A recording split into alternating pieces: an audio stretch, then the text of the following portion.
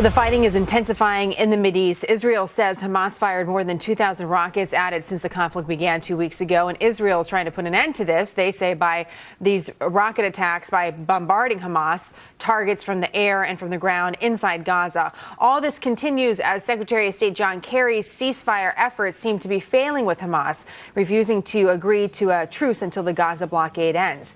In the meantime, the FAA lifted its flight ban on commercial flights to Tel Aviv. Joining us now for more on this, Republican Senator Lindsey Graham, who's a member of the Armed Services Committee. Senator Graham, nice to have you back on the program. Thank you. So the Washington Post today is reporting that when Secretary Kerry met with the Prime Minister of Israel, Benjamin Netanyahu, Netanyahu was angry about the FAA action and suspicious that it was an attempt by the Obama administration to squeeze Israel, to influence Israel in some way. Do you think politics was behind the FAA ban?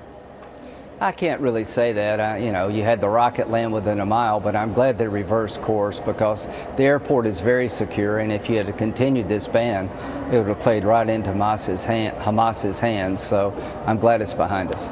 Now, there's a growing international condemnation of Israel. I'm sure you've seen it in the international news. You're shaking your head. Our own president has been criticized as well for his attention, or lack thereof, some say, to the conflict. And you've criticized efforts for a ceasefire. And so I'm curious, Senator, what's your solution here? If you were president, what would you do differently? I would not be pushing Israel to stop their ground invasion until they neutralize the threats they face from the rocket sites and the tunnels. Read the Washington Post editorial today about how ceasefire should be implemented. We should be isolating Hamas, not bailing them out. You have the Arab League and Egypt with Israel on this issue. Can you imagine what we would be doing if we got hit by rockets from a neighboring country and there were tunnels under our border that pop up in villages where people could come out of those tunnels and kill or kidnap your citizens?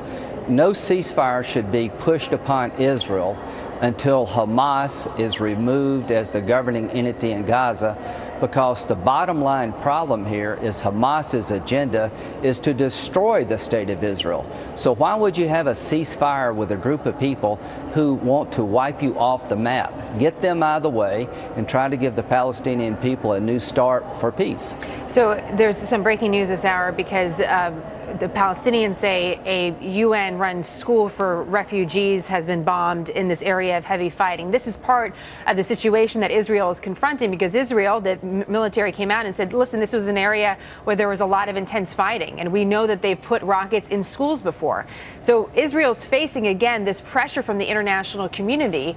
How challenging do you think it will be to go down the path that you're suggesting, continue the war until Hamas is gone? The voice of America could be strong and could be persuasive. If I were president, I would stand with Israel and say there is no moral equivalency here. The Hamas builds tunnels under hospitals. They put rockets by schools, apartment complexes to induce civilian casualties. One way to prevent Palestinian children from being killed is to stop trying to kill Israeli children by firing rockets into Israel, and you could care less about where they land. So if I were president, I would stare the international community down and say, let's condemn Hamas for the terrorist organization they are. Let's try to get a new start on peace, but remove Hamas as a condition of any ceasefire. We've had ceasefires in the last 4 years. They result in the same outcome. Hamas rearms. To Israel, stay as long as you need to stay, go wherever you need to go. America, Congress has your back. At 2 o'clock this afternoon, I will be introducing a bipartisan resolution with Chuck Schumer from New York, arguing that any ceasefire should be conditioned on Israel having the ability to deal with the tunnel threat and the rocket threat. The Congress has Israel's back. This administration is throwing Israel overboard. Why do you think they are taking the different path, this administration, to engage in the ceasefire negotiations? And what power could this bipartisan legislation really have to impact that path that they are currently on? I imagine Israel feels like pulling John Kerry's passport a lot. Nobody invited him over there. He went back over there, and I appreciate him trying to solve problems. But what he's doing, he's bailing Hamas out. There is no moral equivalency. The reason so many Palestinians have been killed is because Hamas sets up conditions to have them killed by putting military equipment by schools and hospitals in populated areas, trying to get their civilians killed for political purposes. And the Israeli military is doing all it can to avoid civilian casualties.